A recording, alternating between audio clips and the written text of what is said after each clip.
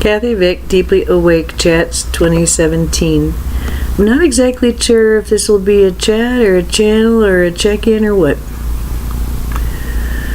I do know that I've been in the void since yesterday, in a place I call No Time. I've been here one other time, and it was really beautiful. And here I am. I'm almost there. I have a couple of things that pull me out of no time. Fear pulls you out of no time. And things that are not in full agreement pull you out of no time. But other than that, that's where I'm at. And it's a void place. I mention all this because, there's this fabled land of the 3 days of the null zone. And I loved that the eclipse proper is about 3 minutes in length. And I guess that what I'm seeing is not only a convergence and sort of a beautiful dance of many aspects of this past of mine, but beautiful truths, some of which were just hinted at or whispered to me in the past that somehow now are fulminant. So it's been a very nice effect and experience, I guess, because it's something I'm living. And so I wanted to kind of talk about the reality of unreality, and maybe this is the best way to introduce it. There's a place where it's very hard to know what's real and what's not, because the synchronicity sort of takes over, and what I call keyed or coded reality takes over. And there have been times when it's been so thick that I literally can't move my eyes without being hit with codes. And by codes, I mean that something is more significant than what it looks like. There's just volumes of information contained within the visual cue of, that wheel or this cloud. And then what makes this other than a schizophrenic or hallucinatory experience is that it's all personalized, and they all emanate from nodes of knowledge, and it's all very coherent, and they sort of go into the node. And so I've had to the last couple of days just realize that after years of nearly daily upgrades and work, I really am in a much different place just as a person than I was, than I ever was. And I think this is kind of a culmination of the energy, as well as just, how sometimes you just can study on something and study on something, and it doesn't make sense, and it doesn't make sense, and you work on it some more, and maybe you dream about it, and maybe you think about it when you're cooking or driving, and then out of the blue one day, something happens, and what was once something that ate away at your need for quiet, that sort of tickled your curiosity and sense of fun and adventure and discovery, this quest that you might have been on for some sort of understanding about something. There comes a moment when in a flash you realize, oh.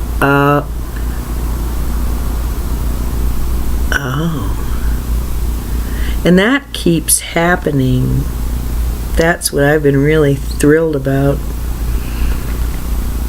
And but I really feel like the end is nigh for mining this.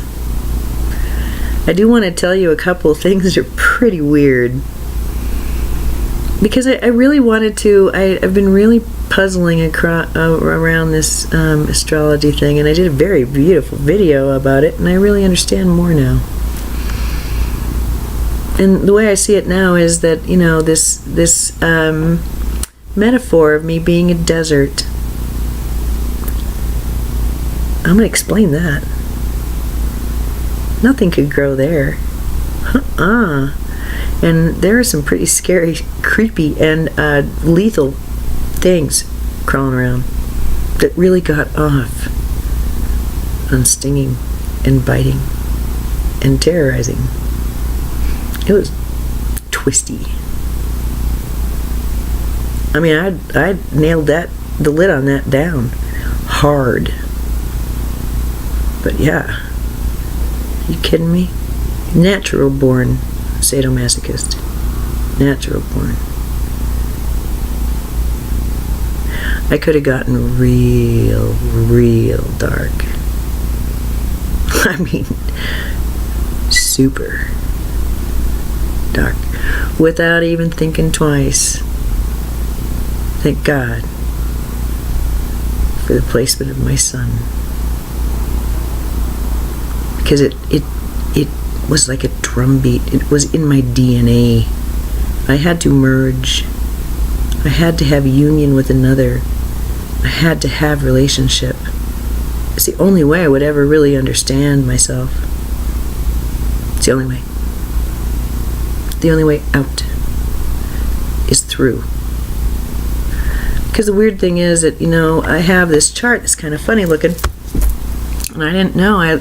Today I saw one that has all of the aspects that's supposed to be there. Midheaven and Lilith and all that. And what appeared to be, to me, for a lifetime, to be woefully inaccurate and incomplete geometry sprung into its form. It is stunning. That's one chart, I'll tell you what. And the funny thing is that I have been seeing this monadic eye, an all-seeing, all-judging, all-loving eye, but not looking at me gazing in love like it used to. In this case, it's on a chart, and it's on a wheel, and directly opposite has been this thing. That's it. That's all I've been seeing, is this opposition. So I thought maybe it might be time to take a peek at it. And when I did that with the geometry that's more complete, it's kind of weird. I think it's the sun. When you push the sun, what shows up are two little circles and then lines that look just like they cross even. It looks just like a diagram of the brain and the ocular nerve and the visual path. It's just freaky. Because that's how I've been feeling pretty much this whole life. From my heart, I mean, look at me. I am a Pisces. I am just, and my chart reflects that. I'm sweet. But wow, am I wicked. Wow, and so afflicted. I mean, over and over again, the Sabian symbols talked about grave, true, reversal of fortune, and destitution, and betrayal, and jealousy, and I mean, it just goes on and on and on and on. And previously, I'd looked at my both the 28th and the 24th, 25th, because there was a little bit of play there. Is it the April 28th or April 25th? It's the 25th. I looked at all of the aspects, all of the houses. They're where they're supposed to be. And what the afflictions are, assist that horribly afflicted chart that I had before. Oh. It's like they're boosters and they help. Nothing makes anything worse. That big chart makes everything better. So today I did a video, and it was really neat, and I really had a lot of fun. But, I've been urged to just finally sit down and write, and I'm going to be doing that with my groups, which I don't think I've ever felt like that was appropriate, to be quite honest with you. Who am I? I'll petition Jesus once in a while. I'll ask for Yeshua ben Yeshua, and then he comes and blows me away. But he comes, as Jesus too. But the teachers, no, that's not right. It's not right to channel them. That's how I've always felt. Isn't that weird? Yeah, I can channel Jesus, but I can't channel the teachers. Wonder why? Because what I'm getting now is like, oh my God, this is elementary, my dear Watson. Antares, that Antares energy, the Scorpion energy, it's not very, very heavy, but it's significant in my old chart. And of course, it was it was conjoined with my destiny, with my North Node, and was the ruler of that chart, the Lord of that chart, my natal chart. Antares, the heart of the Scorpion. Scorpio, the ruler of Pluto, which is my ascendant, retrograde. So, read a little bit about just plain old Pluto, and then put that fucker on steroids and stare at it for a lifetime from a heart that beats in time with the galaxy. Have fun with that. Have as your true north, as your cross. We'll even put it in the human design for you. Your cross is union, completion, relationship, connection. Have at it. That's a desert. There were oases, CCCs. That's how I see it. And then I see this flood. Oh my God, I had this huge, like physical thing and this huge release. And it was so amazing. And I was this desert, and there was all this water, a flood. And then, just like that, there was black earth and one green sprout. And then, just like that, it was a jungle forest. It was just... First it was flaky and dry, then it was a flood, then it was sticky and kind of messy, then it was a sprout, and then it was what it is now, what I frolic in now. And I see, who also spent some time in the desert, guys? Come on. There's a lot of imagery here. And yeah, I'm a literary soul, but you know what? Why would I do this? I just have to mention that again. I was a full-time nurse. I'm a single mom. I have better things to do than to create delusions, religious delusions. It's not my cup of tea. I was a freaking psych nurse. I know a thing or two about religiosity. I know a thing or two about a disordered psyche.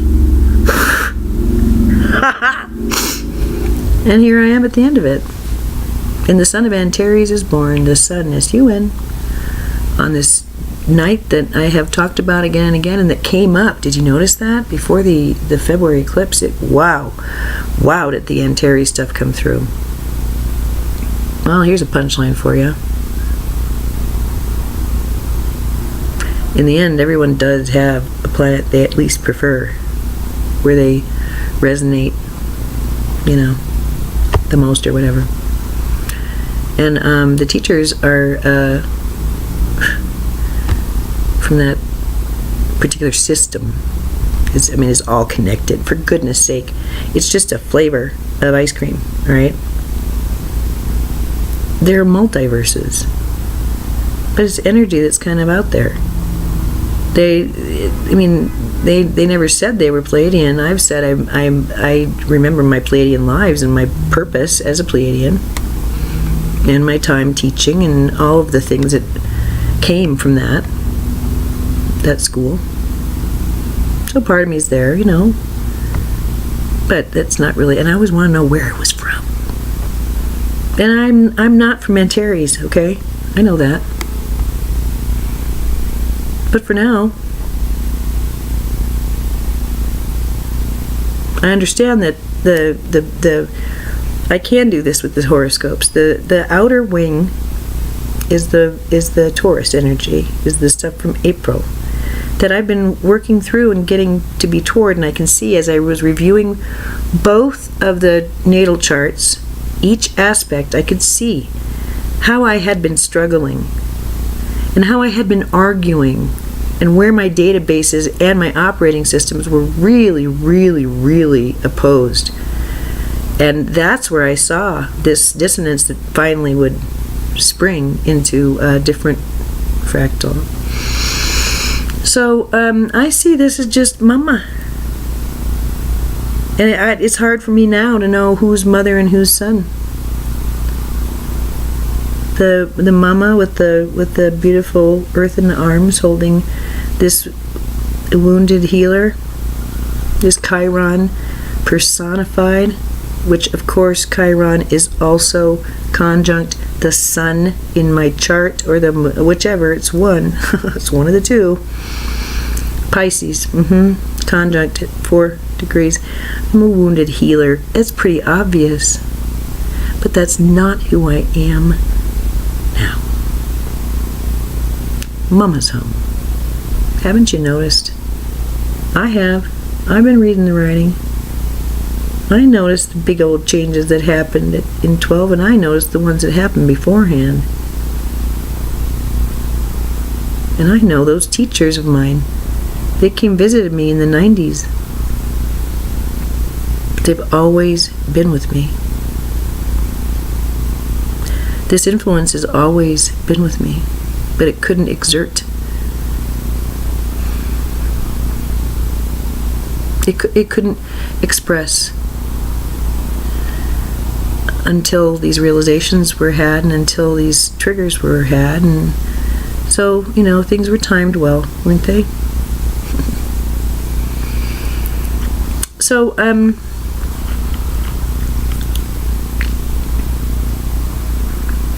so they'd asked, what do you want?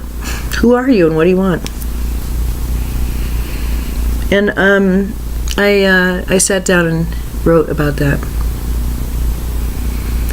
And it was before I did the study of these new charts and the old charts. It was before. It was just sinking in. So I did that, and I have written down what I want. And funny, but these things are natural and sort of encouraged with this natal chart that I'm part of. And so, yeah, I think that really can sort of fade for me. I'm very well aware that, when Jesus came along, who came but 3 wise men? You know what they were? They were freaking astrologers. It doesn't take Einstein to figure out that it wasn't a star that led them, it was the stars that led them. I mean, you can triangulate the position if you know what you're looking for. And that's how they found him, all glowy and everything. Well, this was a different thing, and so I was talking to my son yesterday about this Jesus stuff. He said, "Well, Mom, you're his sister." Did I say that already? And I thought, wow, that's true. And I'd said, well, I think maybe, actually, with all this mother stuff, I think I'm his mom. Which is fine with me. But goes with the 6th ray koan stuff that I was told. That's Mother Mary energy. And it makes sense. But you think Mother Mary can walk around with a Pluto retrograde in her first house? I don't think so. I wouldn't trust her. Ugh. She's prone to freak out and do something weird when you least expect it because she's fucked up. That was me.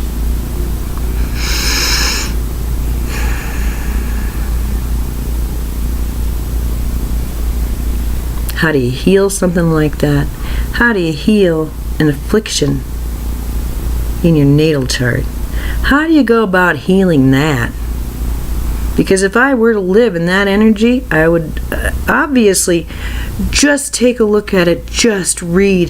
That reads like someone, if they went with their true, it would be a constant battle between rising above it or dying of a heroin overdose in a toilet. I am not kidding you.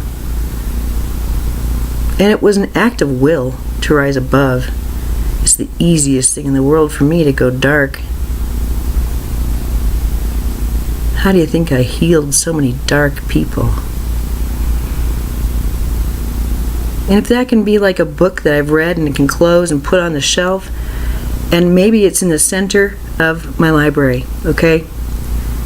Maybe it's something that I feel, just like Germany, I gotta refer to every day. I gotta at least look at it and reference it and remember. And be relieved and proud and engaged in my recovery, which really is nothing more than integration. An acknowledgement that I took on roles to understand some really, really deep stuff.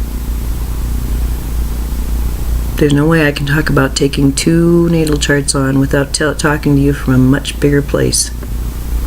I hope you understand that. And it's from this bigger place that I have been publishing, because I don't expect that there's going to be a lid on the personality, but I do expect integration. I do expect to not be so blown open. They've explained to me that I am the teachers, obviously. I explained that long ago. They're an insert of my future self or whatever. It is an expression of that energy through my filter, anyway. And they are my guides, and they are my family. And they promised not to leave. They said they couldn't by May of 2012, because I didn't want to be alone in that desert anymore. I couldn't do it anymore. I was all but dead. And they came like a flood. And they made me whole. And they made me bloom. And I am them. And they are me. They told me after the eclipse it gets a lot easier, because a lot of this, this, it's just not necessary. The rest of the attachments go. It's all just like enveloped in love. It's understood. And it's moved from. And who I loved so dearly and went for guidance and counsel, that's who I will be. They explained the harmonics, and they showed me what to expect, and they showed me, and now I know what to expect. And I expect to look just the same. But I'll tell you what I was shown, because it's important, and then I'll close. And then I think I'll let them come through. But right before I came to you, I was doing a meditation, just thinking. But then my eyes closed and I saw. There was this thing that I made happen in the solstice of 2014. It was late at night. I was so in love. I was so happy.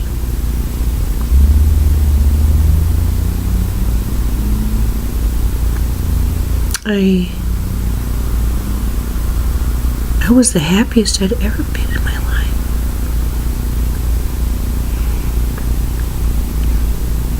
And I was at peace. took a snapshot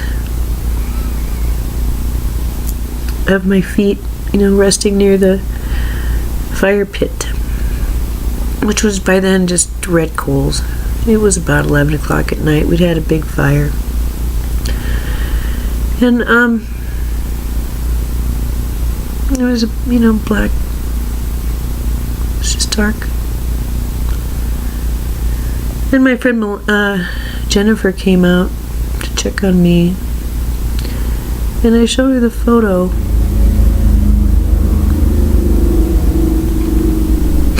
There's an orb. The fire is blue. It's not red. And to the left of my feet is a big white glowing Merkaba.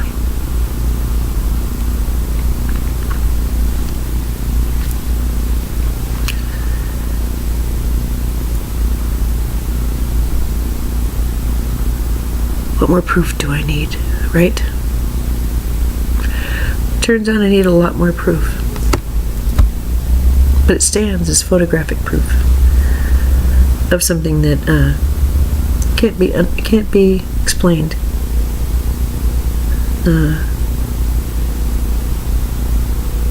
And there's certainly no trick. It's not deceit. But the thing is, when I was in meditation right now, I saw that, and it was really glowing bright. It was super white. And it wasn't everybody. And I looked at myself, and I was a supernova. And they said, they'll come now. They'll know you now. They're lit up now. You're all connected now.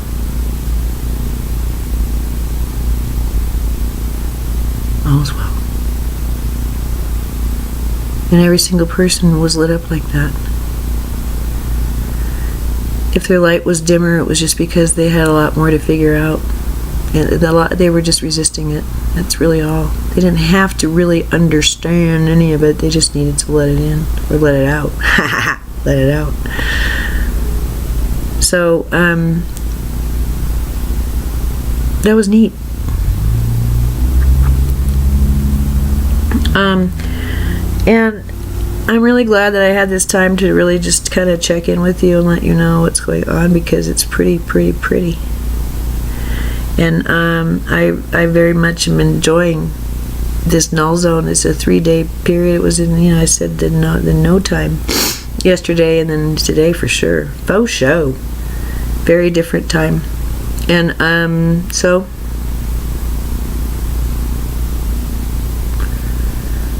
we have until Monday. Okay. And just living every day well, or as well as we can. Really tricky time physically.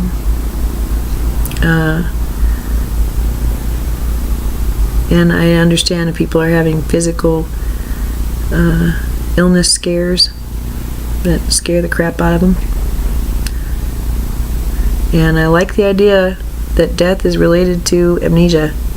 As you're breaking the amnesia, it feels like death. I like that.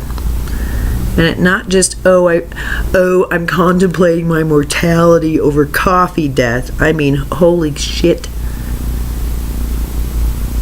I think this lump is cancerous. Oh my God. And it all plays out. You feel it all and know it all and go, oh, fuck. A lot of people are going through that. Or other deaths that are, like, if they're not now, they will be. Just like, you see a tower card in the tarot, you ain't seen nothing yet. You ain't seen nothing yet. Hang on to your hats and smile, because it's all fantastic. All of it. Even the stuff that looks crazy. I'm not paying attention to the news very much now. It's like, wow, you guys are so out the rails. You're getting it. You're beginning to understand. That's good. Come on, catch up. They're getting there. And I'm not saying individuals, I'm just saying the mass. As you look at the media are having to admit that there's something wrong. Isn't that cute? Aw. Aw. You just wait. It's gonna, our lid's gonna blow. Yeah. Yeah. It's gonna be fun too. It's gonna be fun. You're gonna see me laughing and smiling. Even if the missiles zoom through my hair, or even if ground zero is achieved, I don't care. That was supposed to be that way. Let's move on. This is not the time for self-examination, saying, oh, I wonder how I fucked that up. Well, I wonder why I have this crappy thing happen to me. No. Anything bad that's happening to you right now, holy smokes. The worse it is, the better it is. The worse it is, the better it is. Shall I repeat that? The worse it is, the better it is. Let it rain.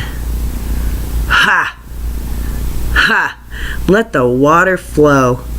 Get that dried, nasty, corroded, nasty shit flushed. Get it out. Because you know what? Once it's gone, you're not going to miss it. It became really convenient because it was there, and you had to make it convenient. La la! So, that's how I feel.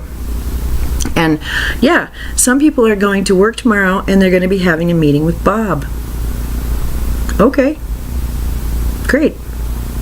Well, guess what? Me? I had a natal chart that closely resembled and mimicked the same kind of junk that this historical figure went through.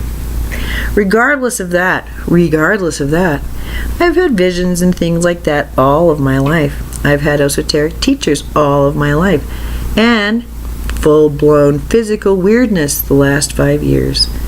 I came here to ascend, and this eclipse is significant to me and to my tribe.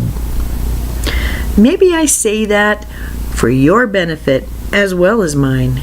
Because if you have somebody coming at you saying, well, it's really not that big of a deal, don't you think you should get to work? Well, for me, I used to feel really slided down into my soul. It's like, don't you understand how important this is to me? And then I began to realize, oh, wait a minute, no one does, because I haven't been opening my mouth. They don't know anything about me. And I didn't either. Now I know. It's like, hey, I have nothing against people having conversations with Bob during the eclipse. But this eclipse is one of the reasons I came here. It's not a little thing to me. It matters. And I was willing to just, hey, if we are going to be confined and it's not going to be possible for us to get out in the sun for the eclipse, I don't care, baby. If you're, I'm with you. I don't need to trot my ass out and outside for this thing. I am yours and you are mine. You are more important than any eclipse.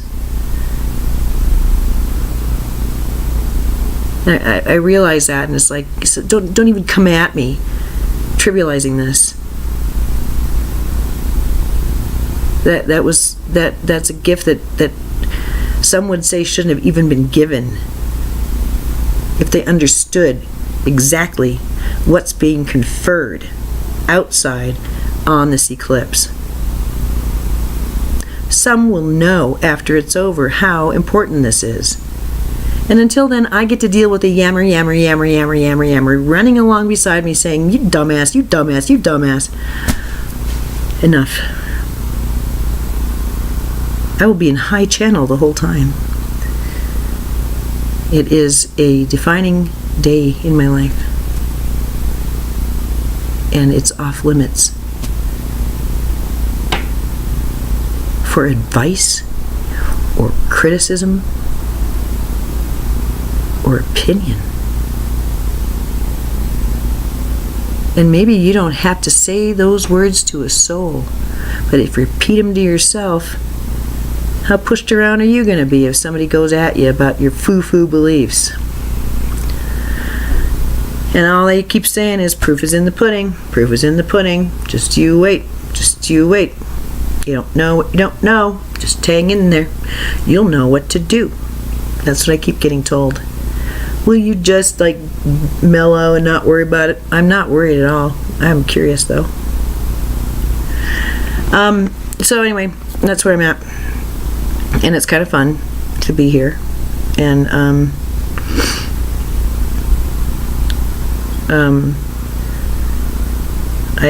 glad.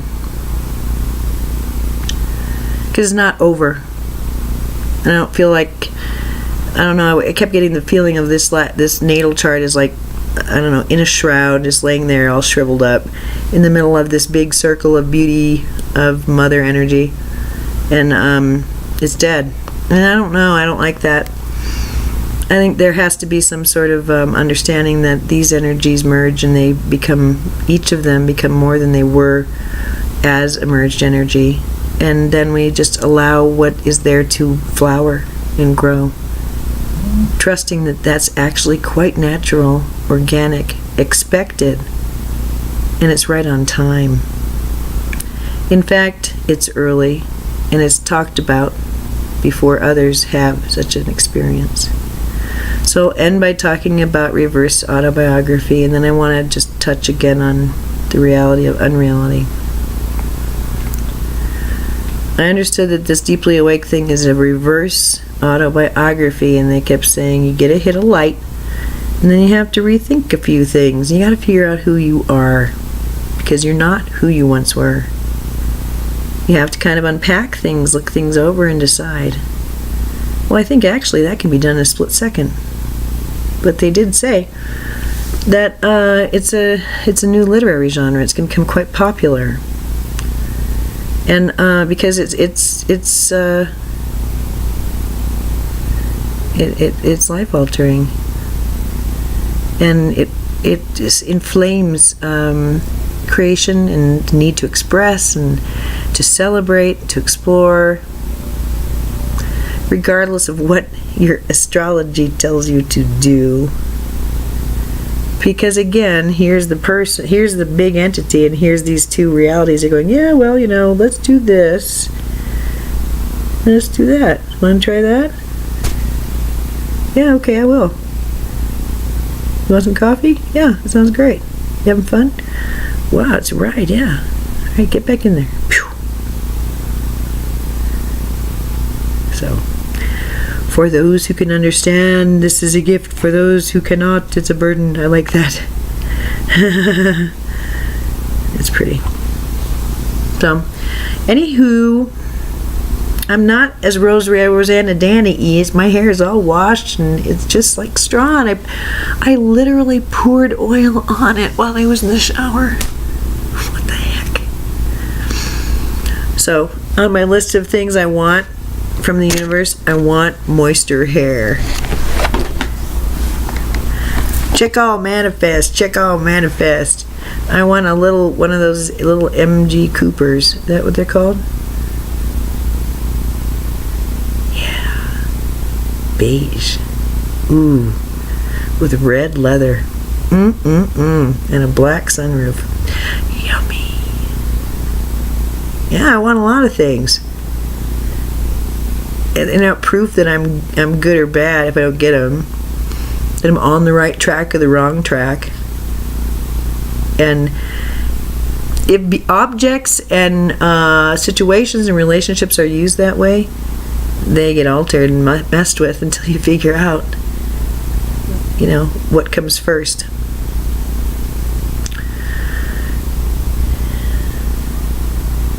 So that's all I know. I think it's pretty. And I'll do some channeling next, but I want to do a couple of things first.